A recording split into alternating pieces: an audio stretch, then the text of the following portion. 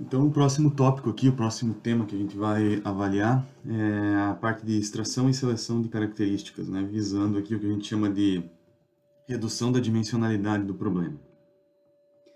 Então, se a gente for ver o nosso fluxo, né, de análise que a gente tá usando até o momento, né?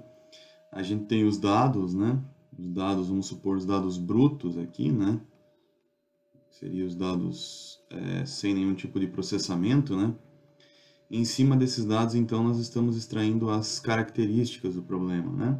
Ou seja, quais são as características mais relevantes que eventualmente a gente tenha em cima desses dados brutos aqui que conseguem caracterizar esses dados do ponto de vista da aplicação final, que pode ser classificação, regressão ou mesmo clustering, né, que a gente avaliou até o momento, né? Eu pouco falei sobre esse bloco do meio aqui, né? É, porque basicamente eu quis deixar ele concentrado para essa aula de hoje, né, para esse conjunto de vídeos de agora, né? E normalmente a gente estava trabalhando num caso bidimensional só, né? Duas features, x1, x2, enfim. Mas agora eu vou tentar falar um pouco mais sobre casos mais gerais e mais reais aqui, do ponto de vista das características que eventualmente a gente queira utilizar para o nosso problema, né? Então agora eu vou esquecer um pouco essa última parte aqui e vou olhar para essas características aqui. Começar falando como que eu extraio elas, né? Uma breve descrição e depois a questão de como que eu posso reduzir a dimensão ou reduzir o número de características, né? Fazendo ou a extração, que é um procedimento mais, digamos, matemático, tem a ver com uma transformação, na verdade, nos dados, né? Ou a seleção, que é pegar parte das features, né, e utilizar somente parte delas, né, e descartar o resto, né. Sempre visando maximizar ou melhorar, né, o desempenho de classificação, regressão, clusterização, enfim, qualquer que seja a tarefa que está sendo realizada aqui com essas features, né. Bom, então começando, né, primeira pergunta, e talvez uma das mais importantes, assim, né, quais features que eu devo utilizar, né, por onde eu começo, né, que tipo de característica que eu posso extrair de um sinal, de uma imagem, enfim. Então, a primeira resposta que eu vou dar sobre isso é que ela é altamente dependente do problema, né? Cada caso é um caso. Se você estiver trabalhando com um sinal em uma dimensão é uma coisa, se você estiver trabalhando com imagens 2D é outra, se você estiver trabalhando com fluxo de imagens, ou seja, um vídeo, né, que ocorre ao longo do tempo é outro cenário, né? Então eu vou tentar dar só um pequeno panorama geral aqui, né, para mostrar para vocês que na verdade a resposta para essa pergunta ela foge ao problema de reconhecimento de padrões e está mais relacionado ao tipo de problema que você está tratando, né? Então, assim, se você estiver trabalhando com imagens, existem vários descritores ou ferramentas matemáticas que te ajudam a extrair informações relevantes de uma imagem, que uma imagem, em geral, é formada por vários pixels, né? E dependendo do tamanho da imagem, esses pixels podem ser bastante redundantes, né? E, eventualmente, eu posso ter informação demais, que pode gerar o problema do excesso de dimensionalidade, que eu vou falar daqui a pouco, né?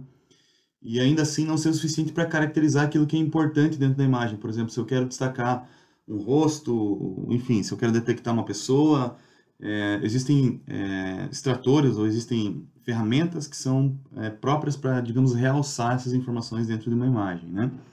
Então eu coloquei algumas aqui das clássicas da literatura, né? Tipo o histograma de gradientes orientados, né? O HOG, o ROG aí, né?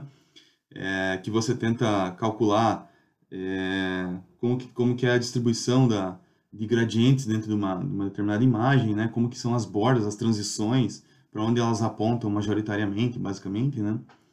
Tem também o SIFT, que é um outro extrator clássico, né? Scale Invariant Feature Transform, também é um extrator de pontos de interesse de uma imagem, né?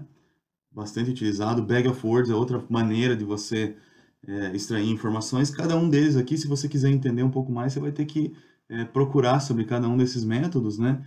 Possivelmente cada um deles aqui exigiria uma aula aqui para explicar, né? E é altamente relacionado a imagens, né? Então, o pessoal que trabalha com sinais, enfim, não faria uso dessas técnicas propriamente ditas para a extração das características do seu problema.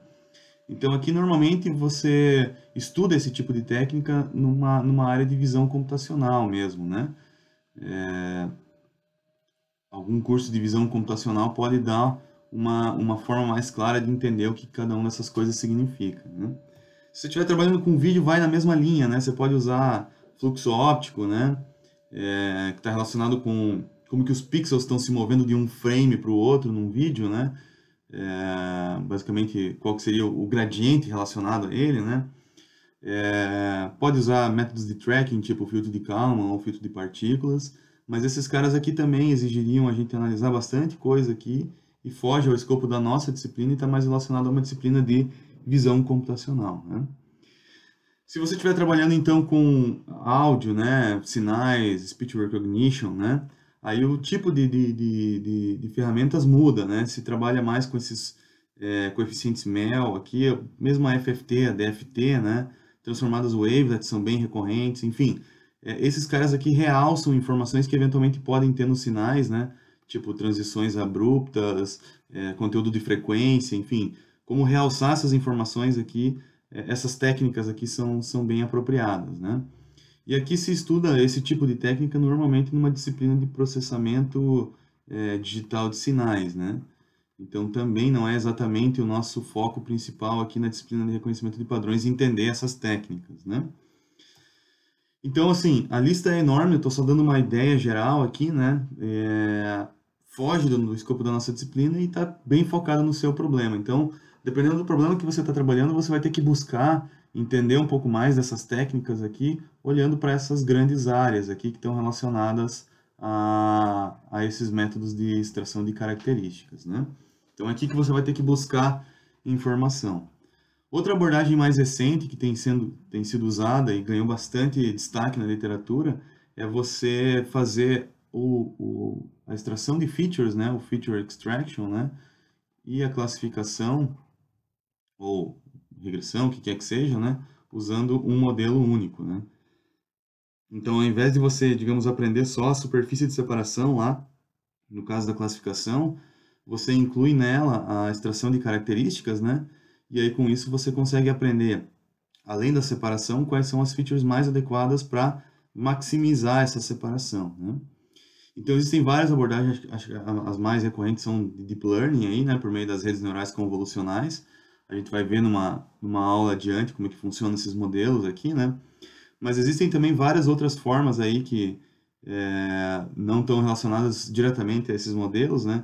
Que são os modelos baseados em processamento esparso de sinais, né? Relacionado com o aprendizado de dicionários, enfim, né? KSVD é uma das formas, mas existem vários outros aí hoje em dia.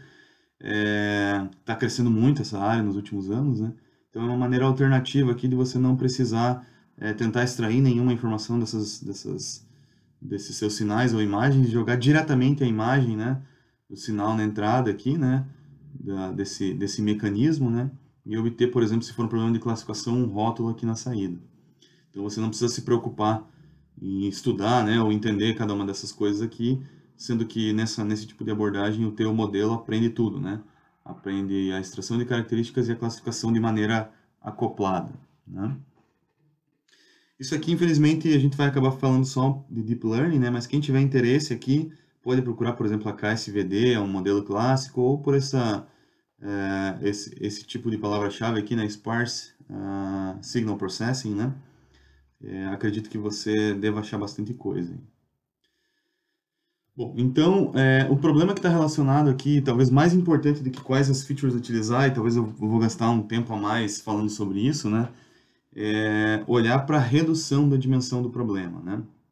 Então, como diminuir a dimensionalidade? Eu falei para vocês que tanto os sinais quanto as imagens, né, têm informações que são altamente redundantes, né? E eventualmente eu posso ter milhares ou até milhões de pixels aqui, ou de amostras no sinal, para representar o que o tipo de grandeza que eu estou querendo analisar, ou classificar, clusterizar, enfim, né? Então, uma coisa que se faz bastante na área de reconhecimento de padrões é tentar reduzir a dimensão, né? Para que você consiga capturar aquilo que tem de mais importante para a tua tarefa de classificação, regressão ou clusterização, né? E isso tudo aqui está relacionado a um problema clássico aqui, né, em reconhecimento de padrões, que se chama Curse of Dimensionality, né, maldição da dimensão, né. Em português não se usa muito esse termo, né, é mais essa abordagem aqui, né, em inglês mesmo. Então, o que significa essa definição, né? O número de exemplos que são capturados por algum comprimento fixo, né? De uma maneira mais simplista, tá? Estou colocando a definição aqui. Ela diminui rapidamente à medida que a dimensão aumenta, né? Então, o que significa isso? Vamos imaginar o seguinte cenário, onde a gente tem aqui um dataset em uma dimensão, em duas dimensões e em três dimensões. Eu vou tentar capturar ou contar quantos dados caem aqui, ó, em cada uma dessas estruturas aqui que eu estou desenhando em cada dimensão, que é uma linha, né, ou seria esse intervalo aqui, né, de comprimento L, por exemplo, né, que é 0,5 aqui, né, mantendo o mesmo número de pontos, tá, em cada dataset aqui, né, distribuídos uniformemente nesse espaço, tá. Depois eu vou aumentar para duas dimensões, então eu vou contar quantos dados caem nesse quadrado agora de L por L. E depois, mantendo a mesma quantidade de dados, eu vou contar quantos dados caem nesse cubo L por L por L, né? Então eu mantenho a dimensão aqui, né? Mantenho a quantidade de dados e conto quantos pontinhos caem dentro de cada uma dessas estruturas. Então, nesse primeiro caso aqui, 42% do dataset está dentro dessa estrutura, 14% do dataset está dentro dessa estrutura aqui em 2D, e só 7% aqui na 3D. Se eu fosse aumentando isso aqui, certamente esse número iria diminuindo ainda mais, né? Então, o que isso implica, né? Implica que quanto maior a dimensão, se eu mantiver a quantidade de dados, né? Fica cada vez mais difícil tentar extrair algum tipo de comportamento típico desses dados, né? Em função da própria esparsidade do espaço, né?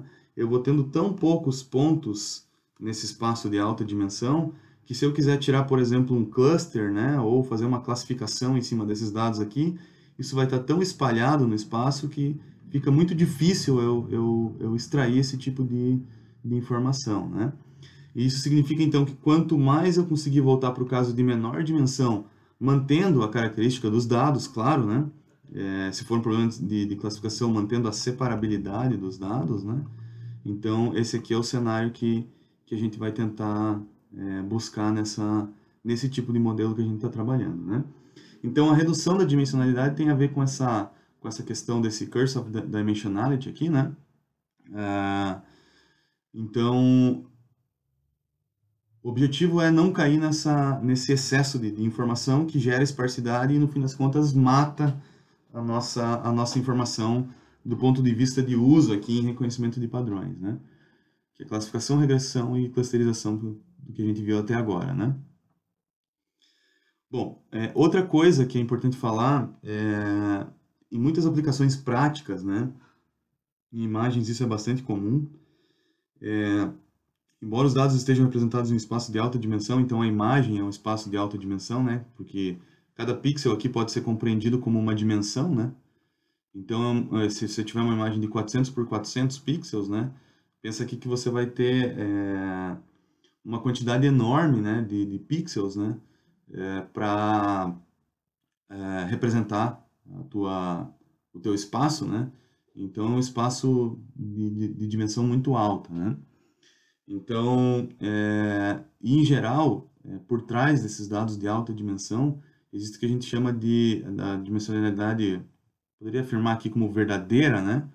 Ou, de uma forma mais clássica, aqui, a dimensionalidade intrínseca dos dados, né? Ou seja, pode ter uma dimensão muito, muito menor do que a dimensão do 400 por 400 aqui, que ainda assim caracteriza as informações que estão dentro dessa imagem. Tentando representar isso graficamente para explicar o que significa, né? Vamos imaginar esses três cenários aqui, onde eu tenho três dimensões no espaço original, né? Então, tenho aqui, por exemplo, x1, x2 e x3, né? Mas se eu olhar os meus dados aqui, né, nesse primeiro caso, parece que eles estão concentrados em torno dessa reta aqui, né? Que seria se eu projetasse esses dados nessa reta, eu manteria boa parte da característica deles aqui, né? E não descaracterizaria essa distribuição que esses dados têm, né? ou na pior das hipóteses, poderia transformar isso aqui numa representação por meio de um plano, diminuindo de 3 para 2, né? E ainda assim manter essa característica de distribuição que esses dados têm, né?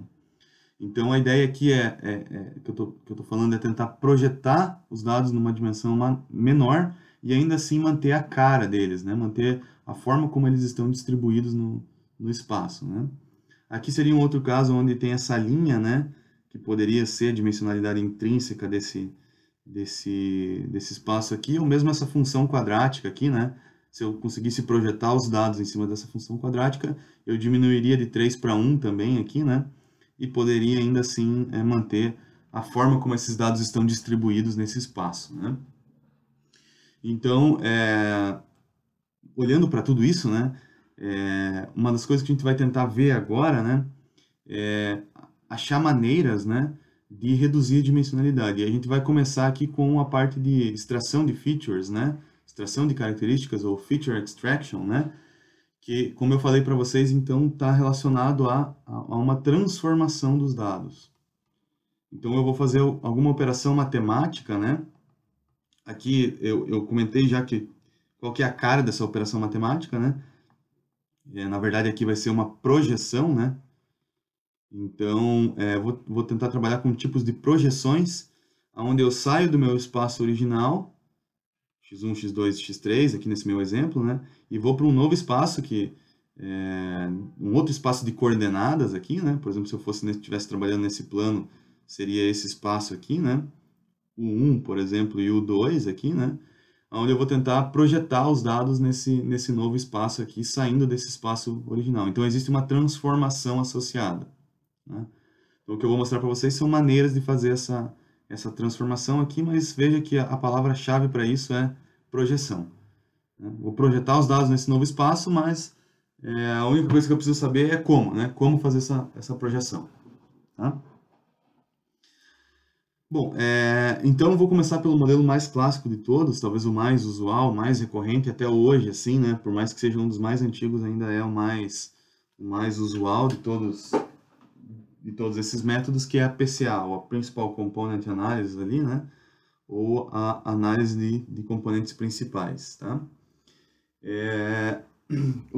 Qual que é a ideia desse modelo? Então, ele está relacionado com projeção, como eu falei, né? Então, ele é uma projeção ortogonal, tá? Então, a gente vai tentar projetar os dados num novo espaço linear, tá? Um espaço linear e ortogonal entre si. Então, forma uma base, na verdade, né? Lá da álgebra linear. A grosso modo aqui, né? Poderia ir um pouco mais a fundo nesse assunto, mas acho que para nós aqui é o suficiente, né? Mas essa projeção, então, ela vai tentar maximizar a variância dos dados projetados. Então, imagine que eu tenha uma distribuição qualquer de dados aqui, né? Eu vou tentar buscar, projetar, então se eu estou em 2 dimensões e quero reduzir para uma, né? Eu vou tentar buscar aqui a projeção, a dimensão ou esse espaço que maximize a variância dos dados. Ou seja, que quando eu projete os dados naquele novo espaço, ele mantenha a máxima variância que eu tenho nos dados quando olhando para eles em 2 dimensões. Então, temos gráficos aqui, né? Eu tenho as 2 dimensões aqui, né? E tenho os meus dados aqui na dimensão original, que é o vermelho, né? Eu vou tentar projetar esse cara nessa dimensão que eu estou chamando de 1, 1 aqui, né? Que é a dimensão que maximiza a variância desses caras aqui. Qualquer outra dimensão aqui, por exemplo, se eu voltar no meu exemplo original aqui, qualquer outra dimensão que eu for buscar aqui, né? Qualquer outra projeção que eventualmente eu for tentar, nenhuma delas vai ter a máxima variância tal qual essa primeira que eu desenhei aqui, né? Então, eu preciso olhar para essa dimensão aqui, né? Tentar achar uma forma de encontrar quem é essa dimensão, então, quem é esse U1 aqui, que maximiza essa variância dos dados, ou mantém a máxima variância dos dados, né? E por que manter a máxima variância? Porque se a gente mantiver a máxima variância, a gente mantém a cara ou a distribuição principal dos dados no espaço original, né? Então, mantém, digamos, boa parte do formato, né, que os dados têm naquele espaço original.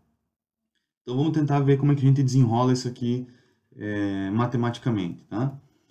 Então, primeira coisa dado um conjunto de dados quaisquer aqui, né, então os dados que eu quero reduzir a dimensão, né, sendo que D é a dimensionalidade desse x de n aqui, ou seja, a dimensionalidade original dos dados, né, Então eu vou tentar projetar isso num novo espaço, que é o meu U1 lá, né? De dimensionalidade M, sendo que M vai ter que ser menor que D, senão não faço redução de dimensionalidade e perde o sentido, né? E fazendo isso por meio da maximização da variância, né? Então vamos passo a passo aqui para tentar construir esse problema. Lembra que eu vou tentar, assim como quase todas as vezes aqui que a gente está trabalhando na disciplina, né? Montar um problema de otimização e resolver ele para tentar encontrar a solução para essa formulação que eu estou pensando aqui, né? Então vamos considerar que a gente quer reduzir para um m igual a 1, né? Só para simplificar aqui, depois a gente aumenta esse número de dimensões aqui, né? Lembre sempre que eu posso partir de um valor qualquer para D e um valor qualquer para M, né? A única restrição é que o M vai ser menor que o D.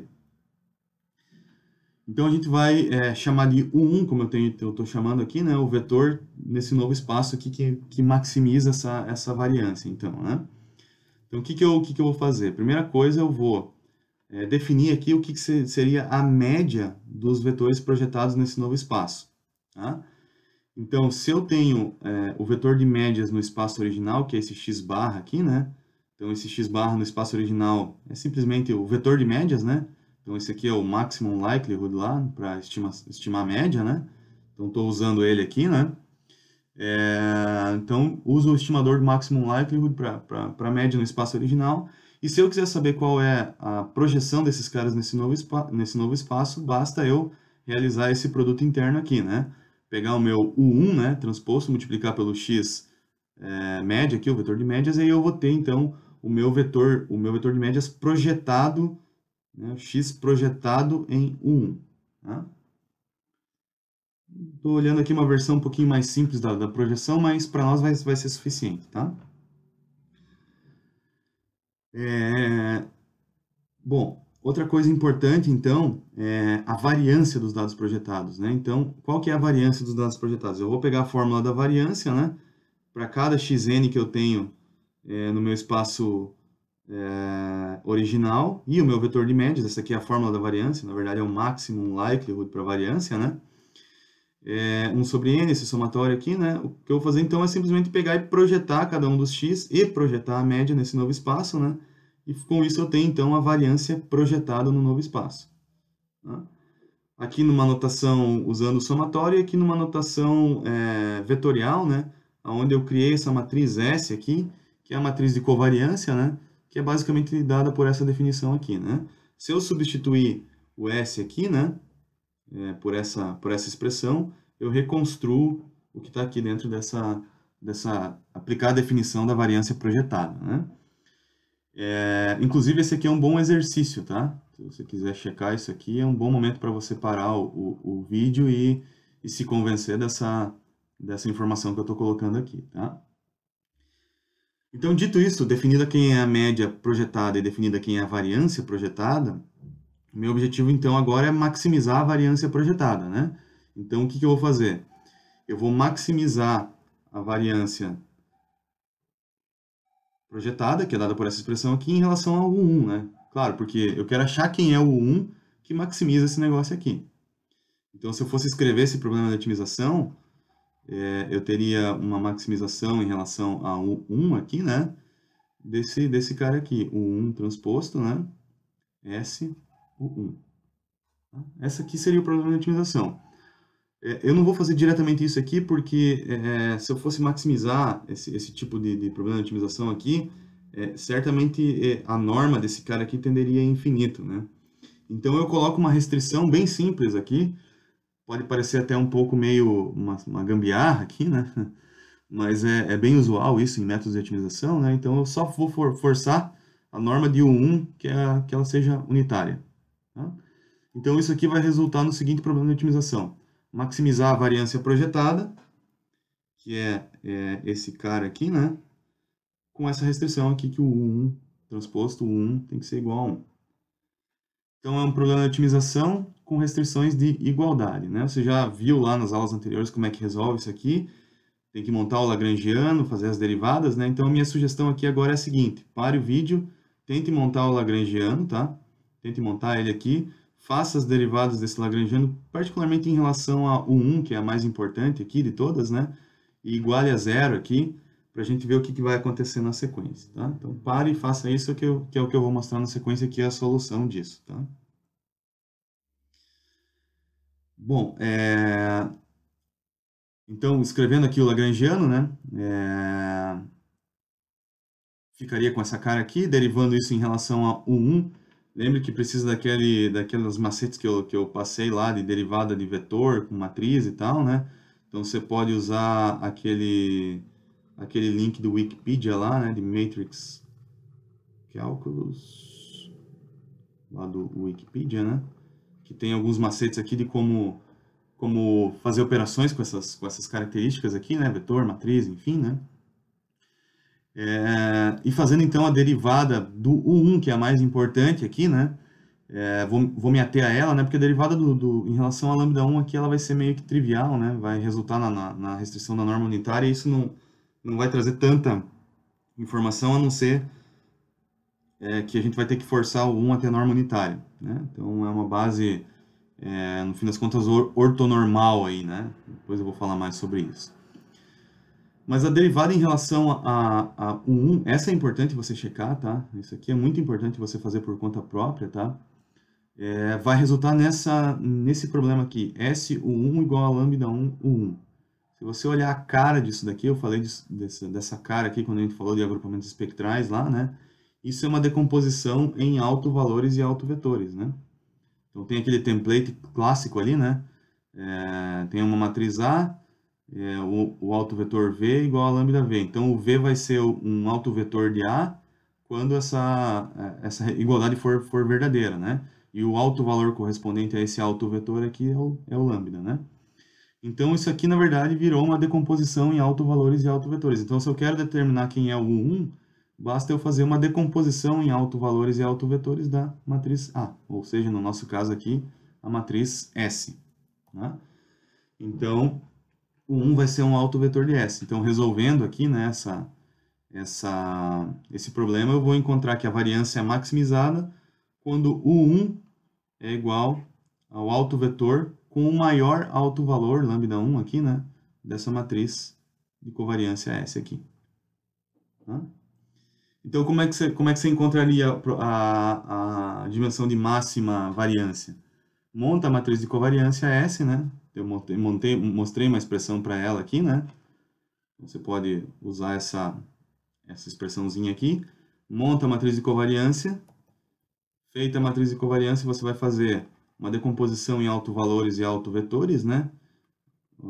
Decomposição, vou chamar aqui eigendecomposition aqui, né? Aí você vai pegar o maior autovalor, né? Que é dessa matriz aqui, que vai ter vários autovalores e autovetores, né? Mas o maior deles, né, o lambda 1 ali, vai ter um autovetor correspondente. Então, esse cara aqui, esse par aqui, na verdade, é que vai dar essa dica aqui, né, de quem é o autovetor que maximiza a variância. Tá? Se a gente for estender essa análise, então, buscar o segundo autovetor, né? Então, eu vou procurar, então, o U2 aqui, né? Que vai ser a segunda dimensão desse problema, né? De máxima variância, né? Só que eu vou forçar que ele seja, opa, tá errado aqui, ortogonal a U1, tá? Então, eu vou procurar o próximo autovetor, né? Perdão, já adiantei aqui a resposta no fim das contas. Vou procurar o próximo elemento que forma essa base ortogonal a U1 aqui, né? E que também maximiza a variância. Então, eu vou reformular o problema dessa maneira aqui, ó. Eu vou maximizar, então, a variância, né? Forçando que o 2 tenha norma unitária e forçando que ele seja perpendicular, ou seja, o produto interno aqui de U2 e U1 seja nulo, tá? Então, se eu fizer isso daqui, né? De novo, eu tenho um problema de otimização com restrição aqui, vou montar o lagrangiano, né? Vou derivar em relação ao 2 aqui, no caso, né? Essa resolução aqui é um pouquinho mais encrencada, tá? Essa aqui a gente pode discutir nas nossas reuniões aqui semanais, tá? Se quiser tentar chegar nessa resposta aqui, recomendo que você tente, mas não é tão simples, né? Se for o caso, a gente deixa para discutir a solução nas nossas reuniões de grupo. Bom, e a solução você vai ver que vai ficar com essa cara aqui, né? SU2, lambda 2, U2. O que significa isso aqui, né? Isso aqui também é uma decomposição em autovalores e autovetores. Só que agora, como a gente já pegou o o autovetor com o maior autovalor correspondente, a gente vai pegar então agora, daquela matriz S ali, o segundo autovalor, né? Então, se a gente for generalizar essa solução aqui, né, a gente vai chegar à conclusão que as outras dimensões de projeção da PCA são dadas pelos autovalores e autovetores, né, numa ordem aqui decrescente, né, para cada nova dimensão que eu vá querendo pegar, eu vou pegando os autovalores em ordem decrescente e os autovetores correspondentes, de tal maneira que eu posso montar então a nova base de projeção a partir disso daí, tá? Então, em resumo aqui, né, o que é a PCA? A PCA é a decomposição em autovetores e autovalores da matriz de covariância, tá? E aí você vai pegar tantas dimensões quantas você quiser, olhando basicamente para os autovalores aqui em ordem decrescente, tá? Então aqui, ó, vamos supor que eu tenha essa distribuição de dados aqui, né, que está com essa cara aqui, né? Se eu for buscar as duas dimensões aqui de máxima variância, né, eu vou ter essa primeira aqui, né, que é a maior variância de todas, e a próxima ortogonal a ela é essa daqui. Então, se eu projetar os dados na primeira dimensão, ou seja, nessa aqui, né, de maior variância, eu vou ter essa cara aqui, né? Então, eu mantenho a distribuição dos dados aqui, ó. Esse carinha que está bem na ponta projetada, ele está aqui, né? Aqui no meio tem uma concentração maior, ou seja, eu mantenho essa distribuição maior dos dados aqui nesse novo espaço, né? Então, de uma certa maneira, eu mantenho parte das características dos dados, da distribuição dos dados nessa nova projeção. Eu também poderia projetar nas duas dimensões aqui, né? Pode parecer que isso não tem muito sentido, mas isso é bastante usado naquela whitening transform, né? Deixa eu escrever isso aqui que é importante, né? Que eu vou falar mais sobre ela em outras ocasiões, tá? Bom, uma outra dica importante, né, com relação aos autovalores da decomposição, né? No caso de imagens e sinais de voz, né, as entradas são altamente correlacionadas. O que significa isso? Um pixel de uma imagem e o seu vizinho, eles têm valores muito próximos, né? Porque eles estão muito próximos na imagem, né? Num sinal também. Se eu olhar amostras muito próximas, eles têm valores muito similares, né? Então, eu posso dizer que eu tenho uma alta correlação entre as entradas nesses casos aqui, né? Então, se essas dimensões estão altamente correlacionadas, né, haverá um pequeno número de autovetores com os maiores autovalores, tá? Então, eu vou ter, na verdade, uma dimensão M muito menor que D, né? Então, eu posso conseguir uma redução relevante de dimensão. E aonde que eu enxergo isso, né? Eu posso olhar, basicamente, na distribuição dos autovalores, né? Então, se eu pegar lá, por exemplo, os maiores autovalores aqui, né? E dividir pelo somatório, somar esses caras aqui, dividir pelo somatório de todos os autovalores, ou seja, até a dimensão D, né? Eu vou ter um percentual de quanto da variância é retida, né? Por esses caras aqui, né? Então, eu poderia construir um gráfico como esse que está aqui, né? Onde eu vou aumentando o M aqui, né? Começo com 1, 2, 3, tal, e vou plotando essa projeção da variância, ou seja, eu vou resolvendo essa equaçãozinha que está aqui. Isso aqui, esse tipo de gráfico aqui, ele pode te ajudar a dizer o seguinte, ó, se você pegar, por exemplo, você tem um espaço de entrada com dimensão mais ou menos 250 aqui, né, que é o máximo, né, que é quando o M é igual a D, né, se você olhar mais ou menos no 50 aqui, ó, você já tem mais ou menos 95% da variância retida. Então, isso é um bom indício de que talvez lá pelos 50, né, se usa normalmente como uma métrica aqui, 95%, 98% da variância retida, né? Para você selecionar, então, qual que vai ser a tua nova dimensão aqui em função do PCA, né?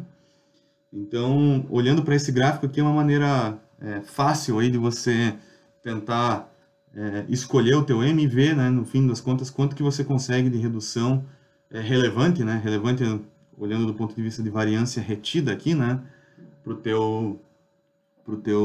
tua nova projeção, para tua nova transformação das features. Aí, ao invés de usar as 250, você passa a usar 50, por exemplo, né? Minimiza o problema da maldição lá da dimensionalidade, né? Captura aqui eventualmente essa dimensão intrínseca dos dados e pode, inclusive, maximizar, melhorar o teu desempenho de classificação. que é o que importa no fim das contas, né? Ou, na pior das hipóteses, manter o desempenho igual, simplificando computacionalmente o problema, né? Então, são duas vantagens possíveis, né? Bom, beleza. Isso aqui, então, fecha essa característica da escolha, né, das dimensões, né? Uma outra coisa importante que nem sempre se usa a decomposição em autovalores e autovetores direta, assim, da matriz de covariância, né? Eventualmente se usa ali como passo intermediário, ao invés dessa decomposição em autovalores e em autovetores, uma decomposição do tipo SVD, Singular Value Decomposition ali, né? Então, o que acontece? A decomposição em autovalores e autovetores, Eigendecomposition aqui, né, da matriz S, ela pode não ser eficiente em alguns casos, né, ou até mesmo inviável. Não vou discutir esses casos aqui porque são pontos bem específicos, tá? Mas, por vezes, você pode ver que, ao invés de fazer, então, essa decomposição da matriz S, se usa a SVD, né? Então, a SVD decompõe uma matriz A qualquer aqui em 3 matrizes, né? U, sigma e V, sendo que essas matrizes têm mais ou menos essa cara aqui, né? A matriz U, ela vai ter uma dimensão M por R, supondo que A é M por N, né? A matriz sigma vai ser uma matriz diagonal aqui, né? Aqui vão estar os valores singulares à esquerda, tá? Na matriz U. A matriz sigma, então, é R por R, e a matriz V vai ser R por N, né? Então, a matriz dos vetores singulares à direita, tá? Então, se usa essa decomposição aqui, ao invés da decomposição de autovalores e autovetores, para tentar minimizar esses casos aqui, tá? Bom, o transposto U vai dar a matriz de identidade, V transposto V é identidade, mas isso aqui é um detalhe de álgebra linear. Se você quiser ver mais detalhes, né, da SVD, sugiro você dar uma olhada aí. No próprio Wikipedia, né, de Singular Value Decomposition tem uma boa descrição. Tá, mas feita essa decomposição nessas 3 matrizes, onde é que eu tiro, então, os autovalores e autovetores, né, para fazer a PCA, né? Então, se eu pegar a matriz S, né, a matriz de covariância lá, né, e fizer, né, essa decomposição aqui usando a SVD, U, sigma e V transposto, né, as colunas da matriz U são os autovetores não nulos da matriz S, né? Então, os autovetores estão na coluna da matriz U. E a matriz sigma, né, que é uma matriz diagonal, né? Então, cada elemento da diagonal vai ter uma relação, né, dos valores singulares ali, né, que são os que estão na diagonal da matriz sigma. Esses caras ao quadrado são iguais aos autovalores, né? Então, a dica dos autovalores estão aqui, né, na matriz sigma da SVD, né? Então, é daqui que você pode tirar os autovetores e os autovalores e aí usar esses caras aí para tua análise PCA, né? Um outro detalhe, tem umas aulas da Universidade de Stanford, né? Eu acho que eu até coloquei nas minhas referências, se eu não coloquei eu vou acertar isso, depois eu cito certinho, né? Eu acho que é Mining, o nome das aulas. Massive Datasets. Se você procurar a parte de SVD lá, né? Ele vai fornecer outras interpretações para redução de dimensionalidade usando SVD que são interessantes, tá? Ele usa lá o tal do Netflix Problem lá, né?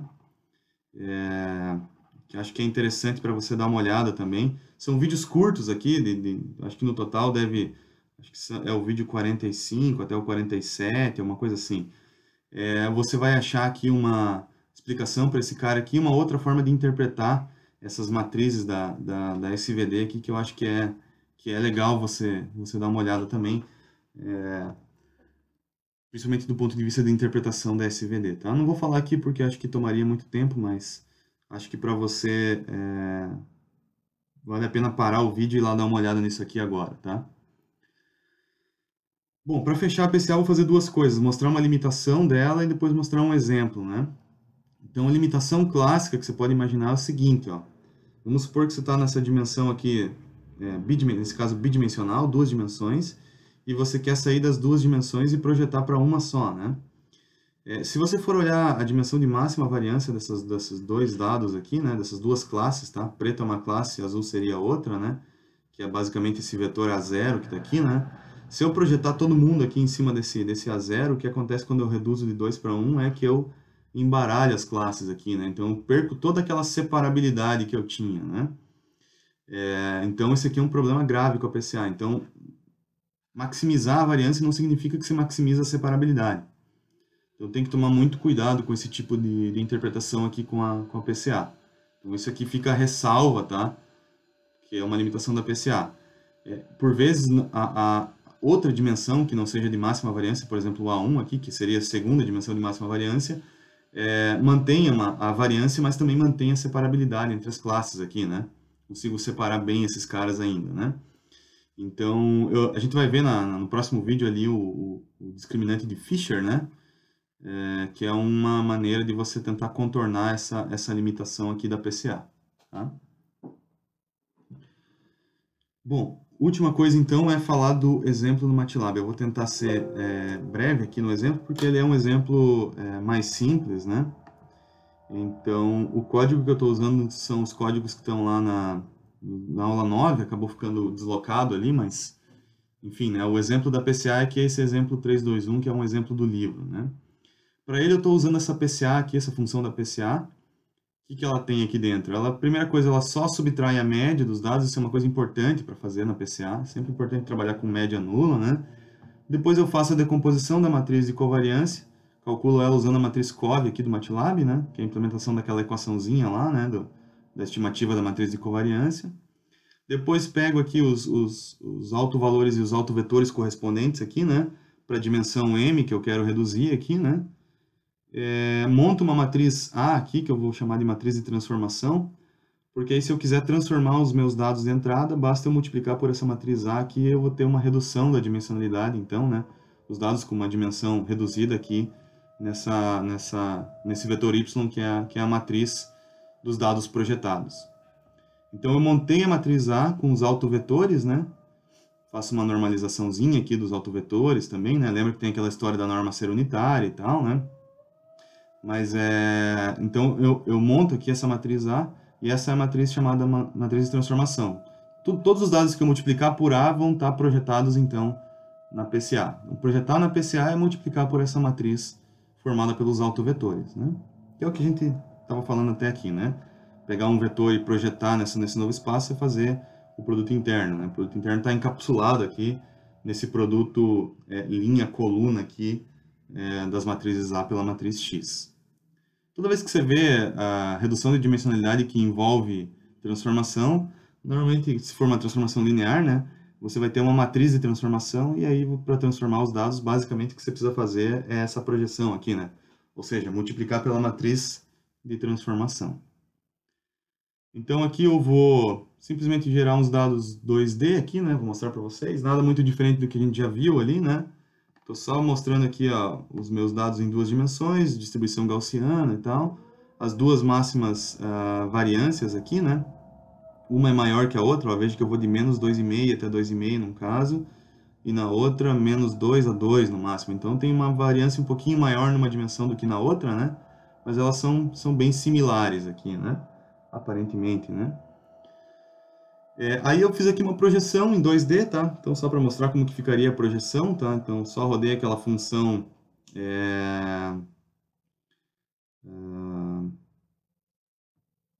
dos dados aqui, né? E aí plotei os meus dados aqui, que são o x2.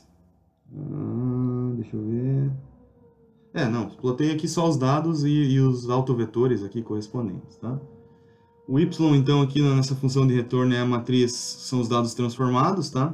Aí você pode pegar quantas dimensões você quiser aqui para fazer essa análise, né? Eu usei duas, né? Poderia ter usado uma, por exemplo, né? Essa variável explained aqui é a variância, né? Percentual de variância que é retida, tá? Então ele já calcula automaticamente, você não precisaria efetuar esse cálculo, né? E aqui também estou retornando os autovalores e autovetores. Bom, depois você dá uma olhada aqui, né? Estou só fazendo uma explicação geral aqui, né? Você pode rodar essa funçãozinha aqui e você vai enxergar basicamente o passo a passo do que a gente acabou de comentar aí para PCA, tá? Bom, vou fechar esse vídeo por aqui. No próximo a gente continua um outro método aqui de redução de dimensão.